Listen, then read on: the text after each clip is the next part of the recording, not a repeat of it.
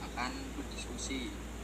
Saya Iqbal Mahdi dan ada teman saya, ada Melisa, ada Lian Budiani, ada Kemal, ada Monik, dan juga ada Wahid. Kami semua akan berdiskusi tentang metode pembelajaran. Ini metode pembelajaran di kelas rendah. Metode adalah rencana penyajian bahan secara menyeluruh dengan urutan yang sistematis berdasarkan pendekatan atau approach tertentu. Jadi metode merupakan cara melaksanakan pekerjaan, sedangkan pendekatan bersifat filosofis atau aksioma. Dari suatu pendekatan dapat tumbuh beberapa metode.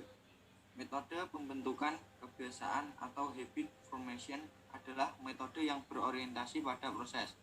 Metode alamiah atau natural method berorientasi pada situasi di mana belajar itu terjadi dan kondisi belajar. Metode berfungsi sebagai jembatan penghubung antara teori dan praktik, antara pendekatan dan juga teknik. Macam-macam metode pembelajaran di kelas rendah. 1. Metode ceramah. Metode ceramah adalah suatu metode mengajarkan sesuatu bahan dengan penuturan, penerangan, atau penjelasan bahasa lisan kepada siswa. Keberhasilan siswa melalui teknik ceramah sangat bergantung kepada kemampuan siswa dalam menyimak. Tanya jawab. Metode tanya jawab ialah penyampaian pelajaran dengan cara guru mengajukan pertanyaan dan murid menjawab. Dalam metode tanya jawab terdapat kelemahan dan kelebihan, sehingga seorang guru benar-benar harus memperhatikan kesesuaian materi pelajaran dengan metode yang akan digunakan. Metode karya wisata. Metode karya wisata adalah suatu cara penyajian bahan pelajaran dengan membawa siswa langsung pada objek yang akan dipelajari dan objek itu terdapat di luar kelas. Kata karya wisata berasal dari kata karya yang artinya kerja dan wisata berarti pergi.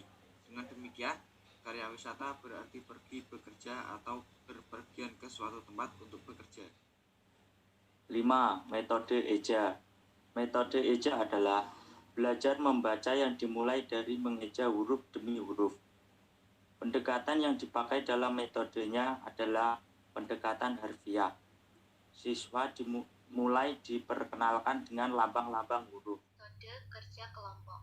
Metode kerja kelompok adalah metode mengajar dengan mengkondisikan peserta didik dalam suatu grup atau kelompok sebagai satu kesatuan dan diberikan tugas untuk dibahas dalam kelompok tersebut. Karena itu, guru dituntut untuk mampu menyediakan bahan-bahan pelajaran yang secara manipulasi mampu melibatkan anak bekerja sama dan berkolaborasi dalam suatu kelompok. 6. Metode simulasi.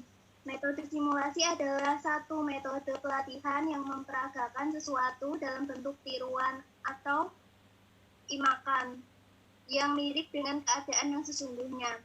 Simulasi yaitu penggambaran suatu sistem atau proses dengan peragaan memakai model statistik atau pemeran.